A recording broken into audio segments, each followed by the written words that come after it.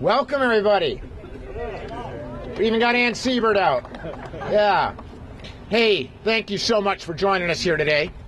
And I just want to say, without you, we would not be here at this moment.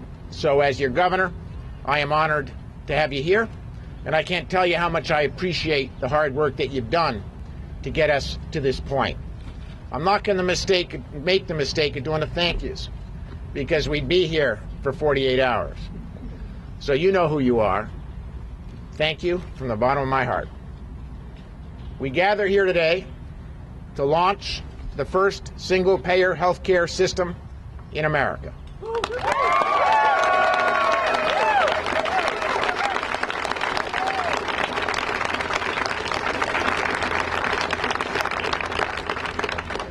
To do in Vermont what has taken too long.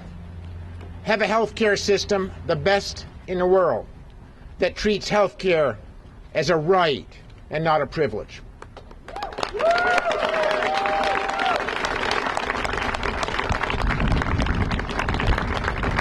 Where healthcare follows the individual, isn't required by an employer. That's a huge jobs creator. Where we all win and we all pay. Most importantly, a healthcare system that is sustainable, that spends our healthcare dollars making Vermonters healthy, not on insurance company profits and not on waste and inefficiency. We will get this done in Vermont.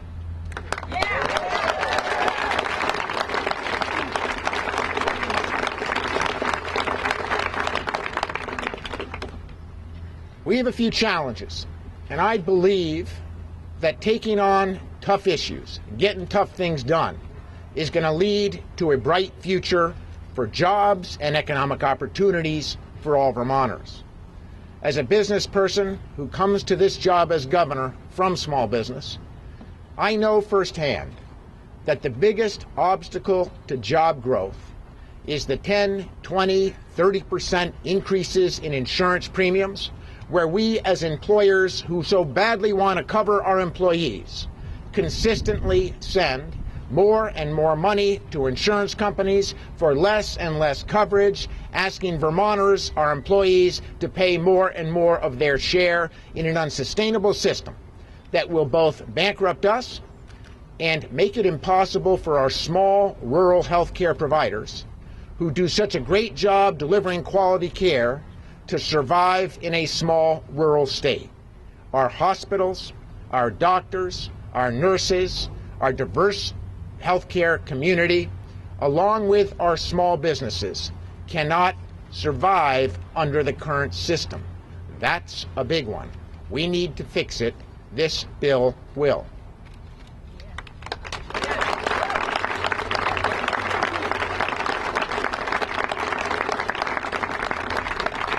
And I want to say a word to the many Vermonters that I meet every day.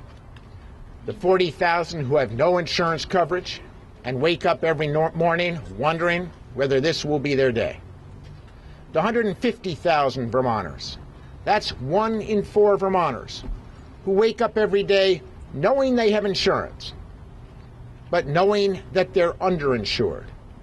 That if they really get sick, and eventually, unfortunately, we all do, that when that day comes, they may lose their house, their car, their economic security, because underinsurance is no insurance at all.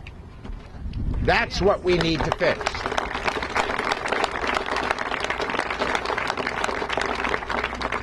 So this bill that we will sign shortly is both an opportunity and an obligation. It's a challenge to all of us to design a cost containment system that'll work. Folks keep saying to me, well, you got to ration care. You got to pay your health care providers less. I keep saying, no, it's not about reducing care. It's about paying our providers enough so that they can thrive, so that our doctors and nurses and healthcare providers can do healthcare again instead of being second-guessed by insurance companies and under-reimbursed by a healthcare system that is driving them out of practice. Healthcare providers want to do what they were trained to do, make you healthy. This bill is going to give them the chance to do it in Vermont. It's going to bring them to Vermont. It's going to allow them to do what they were trained to do, deliver quality healthcare to Vermonters. Let's get that done.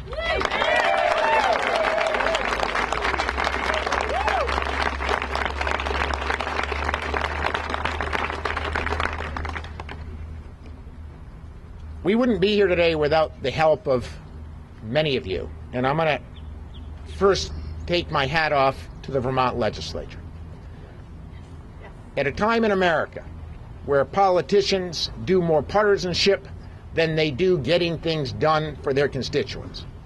At a time in American politics where we are all fed up with the lack of progress, with a lack of common sense, with a lack of compromise, and with a lack of unity, this Vermont legislature did what no other legislature is doing. Came together, worked together, debated real issues, and passed this bill. And that is a tribute to democracy in Vermont.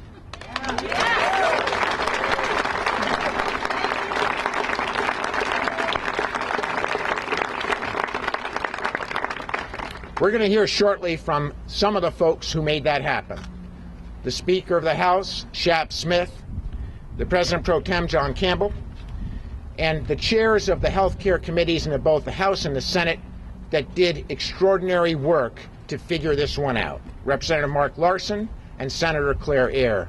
To all four of them and the other 146 members of this legislature, I can't tell you how grateful I am.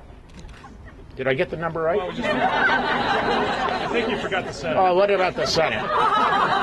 Small little body. You might Sorry. Got to remember, I started out in the House. We don't forget our roots, right, House members? That's right.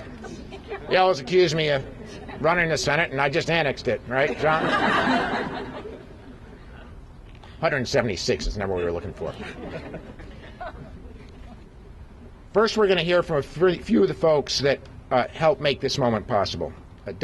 Dr. Deb Richter, who came to Vermont as a doctor from New York, knowing that after watching patients suffer, after watching patients lose their life because of a lack of coverage, she decided, out of the 50 states, to go to Vermont and make people healthy, and in her spare time, work for a single-payer healthcare system that was going to allow her to practice medicine again and make sure that no one lost their life from a lack of coverage. Without Deb's commitment, we wouldn't be here today.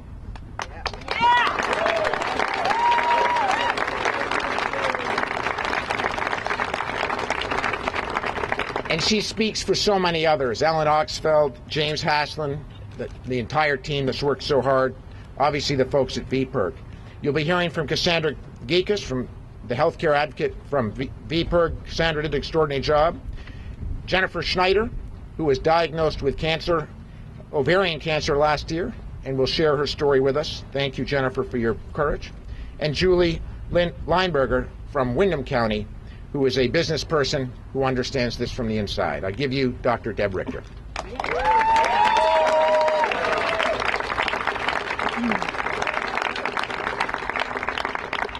Well, I must say, on a personal note, this is probably one of the better days, the best days of my life. I would say, and I think on behalf of the primary care physicians in this state and all of the patients that we have tried to serve in this broken system, this bill is such a major step forward. And again, establishing health care as a public good is not anywhere in this nation do we consider it that. We consider health care a commodity to be bought and sold on the marketplace. But we're going to hear all kinds of scare stories that this is a thoughtless experiment or that it is too bold. But I would remind you that every other industrialized country does what we are trying to do, and they do it for far less money. They live longer, and they get better quality care. So it's time for Vermont to join the rest of the industrialized world. So there are many people to thank for getting us this far, as the governor mentioned. There are many organizations that worked for years to get us this far. But one of the main reasons we are here today is because we had the legislature that decided that this was the right thing to do, led by Speaker Shap Smith and Senate Pro Tem John Campbell, and we owe them a huge debt of gratitude. And they made this their top priority. And to all the legislators who voted for this bill, we thank them profusely for doing that, because it was bold, and they stuck their necks out, and we have to stand behind them and endorse their candidacy. But really, the special thanks, in my view, goes to our governor, Peter Shumlin, who made a pledge.